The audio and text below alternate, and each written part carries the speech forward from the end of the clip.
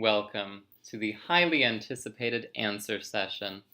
I would like to say thank you, first off, for all of the questions I received, as ridiculous and serious as they all have been.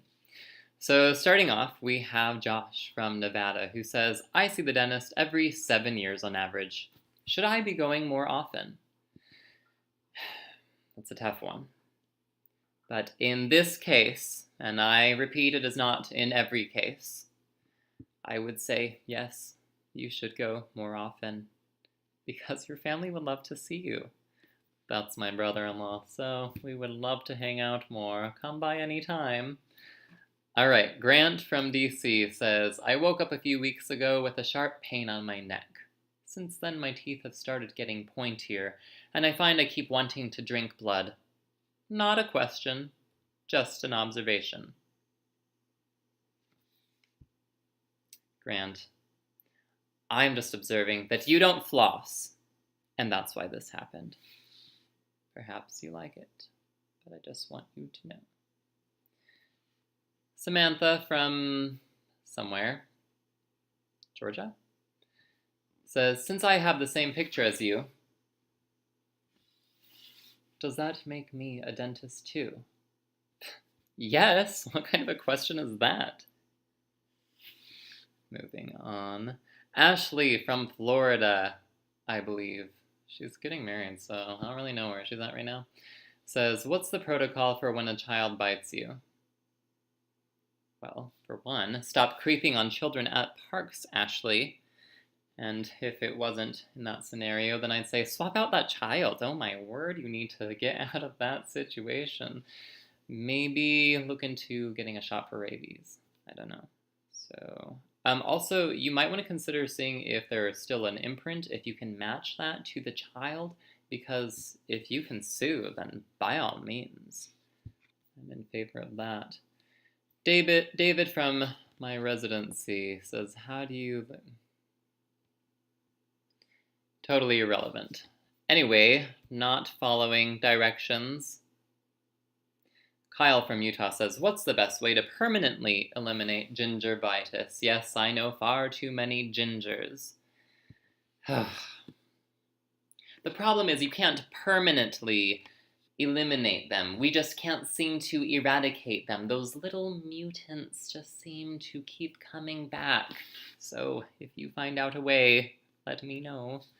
Mike from North Carolina says, it's a flossing question. Here we go, everybody. Let me roll up my sleeves. He says, is flossing really that important? Can't I just wait till I see the dentist and let them do it for me? Well, joke's on you, sir, because when you visit me, I make you floss and watch you do it. So you might think it takes a long time at home to floss. Just imagine when I'm watching you saying, no, not quite adapted to that tooth very well. Go ahead and do it again. No.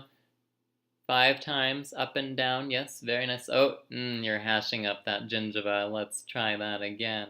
It's not very pleasant.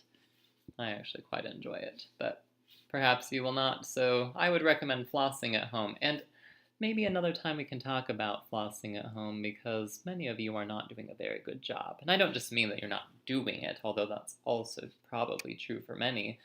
But I don't know if you know how to do it, which I don't blame you. I don't think I knew how to do it until dental school. Kind of embarrassing, at least not properly, to be really effective. Moving on, Mike has more questions. He says, also, how do I prevent my teeth from developing more cavities than the Mammoth Cave system? Ridiculous.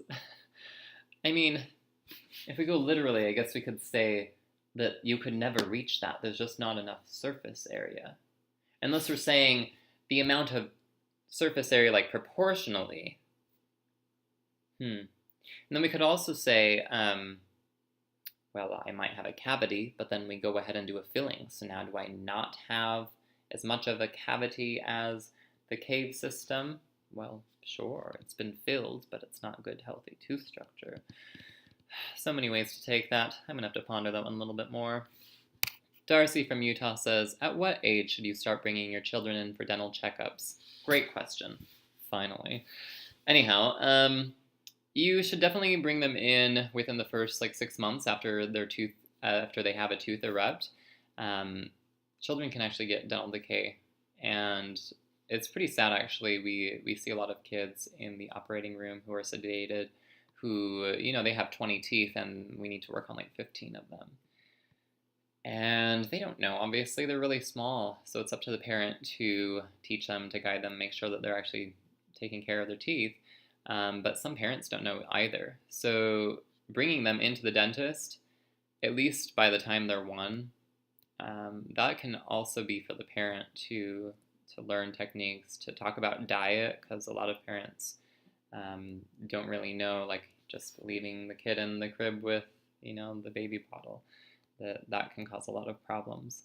So thank you for that question. She says, also, what if my children are scared of their dentist? I like that. Their dentist is their father.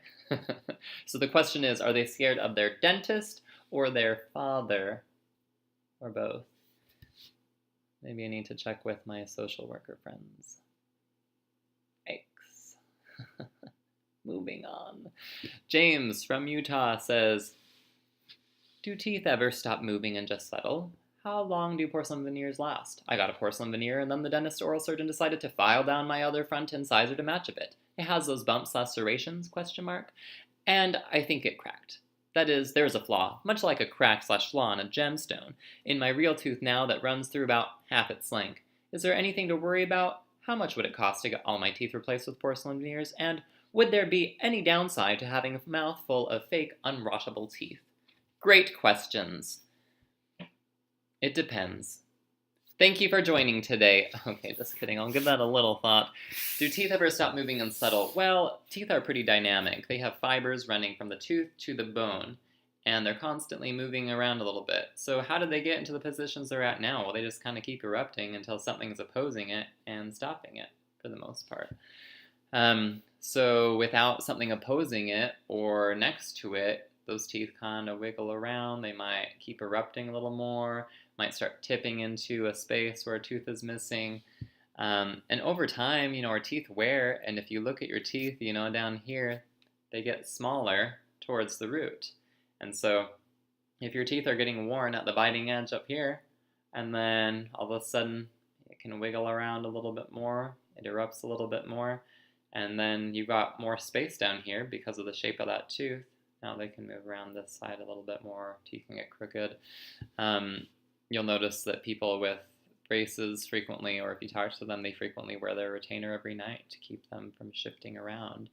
So they're living, they're moving about due to these fibers, due to the forces that are put upon them, and that changes over time based on the wear of our teeth, based on what is going on with our muscles, based on age, things like that.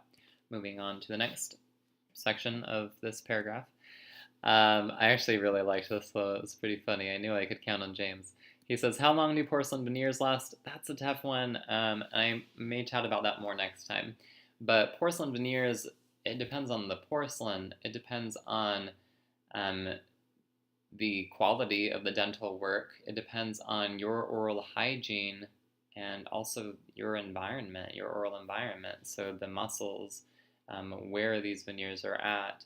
So there's a lot going on there. Of course, if somebody's not taking care of it and cleaning it, then decay can happen, a short time later. And it's like, well, I thought it would last over 10 years, but I can't account for somebody's bad hygiene.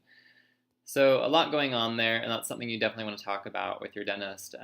You should always know that nothing lasts forever in your mouth. So it's going to be replaced at some point, unless, you're dying soon. So there's that. As for shaving that tooth down, actually, I had something similar on my front teeth. The orthodontist kind of shaved it down a little bit, and perhaps you can see a little bit of this one. All right. It's mirrored, so I forget. Oh, right there. Yeah, that little bump. So you have, I'm going to draw this. You have these mamelons, is what they're called. Ta-da! I'm not an artist, but this tooth has the little bumps on the edge. So those are the mamelons. That's how the tooth is fusing together. It has different components, and as it's in the developmental stages, it fuses together and has kind of those bumps on the edge. But over time, it tends to wear away. With me, it wasn't worn away, and so my orthodontist got rid of it. This other tooth has that flat edge that you might see over time, or frequently when somebody gets a crown or veneer done, it's going to have that flat edge. So I can see that it's really hard to get that perfect mirror of those two teeth. So they decided, okay, let's just lightly reduce that. I don't know, maybe it created that little fracture. That tiny little line that you might see in your tooth, James and many other people who are noticing that, we call them Kray's lines. It's just this tiny little line. You're starting to see kind of a crack in the tooth, but it's not something you can really feel. You don't notice a difference in the structure there. And most people end up having these Kray's lines forever, and it's just due to all the wear and tear of the teeth over time. Not really a big deal, though you might get more of that if you're using your teeth as tools, to open things, or you're biting your nails, chewing ice, etc. But a lot of people don't have problems with them. I have seen people in my vast experience have, cracked teeth in the back that cause a lot of symptoms, but not as much in the front. I have so much more to say, but I do not think I should drag it out longer. So, much like a crack flaw in a gemstone, it just makes you more unique, James. Hooray for that. Let's see, what else? How much would it cost to get all my teeth replaced with porcelain veneers? And would there be any downsides to having a mouthful of fake, unrottable teeth? Of course not. Everybody wants that. Cost-wise, that would be so much money. It'd be like thousands per tooth, I feel. And then some of them would pop off, and some would break, and you have to get them replaced. Actually, despite this seeming silly, perhaps it's not to, I don't know. I just know I've recently had patients that have kind of had that mentality that, you get a crown put on a tooth, it's covering that whole thing. So it's unrottable, it's covered, it's protected. And I never really thought about it that way before. I was like, well, I guess I could see how people would logically feel like, well, it's covered now. But you now have this border between tooth and crown or filling or whatever it may be. And as perfectly polished and smooth and immaculate I may think I'm getting that, there's still going to be a micro gap. And the bacteria in your mouth are going to be smaller than that. So eventually they're going to get in there if you're not keeping it clean. So that's why it's so important to floss, especially in areas where you have those fillings that are going in between teeth and those crowns and veneers. So let's see.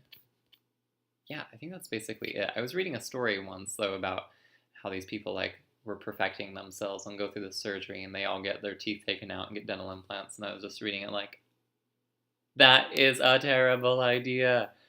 Those implants are probably going to fail. Anyway, that's a point for another day. So thank you for taking the time to watch this incredibly long video, or at least the 20 seconds that you did watch, and have a wonderful day.